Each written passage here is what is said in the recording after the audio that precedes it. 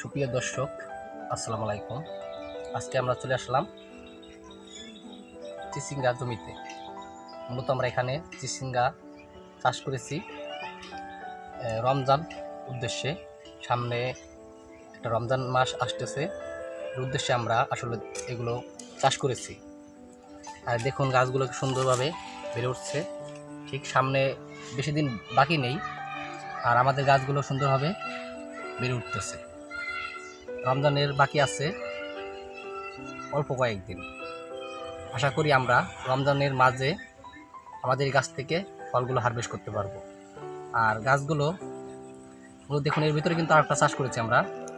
এই দেখুন ওইগুলো মূলত আমরা চাষ করেছি, এর নিচে থাকবে। আর এই চিচিঙ্গা মূলত উঠে যাবে মাচায়। আমরা নিচের জমিটা যে খালি থাকবে, খালি অবশ্যই রাখবো না। সেজন্য আমরা মূলত এই অল্প কিছু পুঁই শাক মানে পাতলা করে চাষ করেছি। আর আজ এর গুঁড়াটা আমরা মাটি আগলা করে দিলাম, দেখলেন।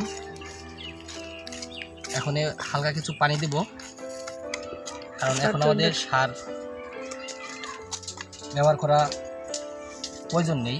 মূলত সার আমাদের 2 বার ধান দেওয়া হয়ে গেছে। এর পরবর্তী গাছ যখনই মাচা ছুঁই হবে, তখন আমরা মূলত পর্যাপ্ত পরিমাণ সার ওষুধ দেব।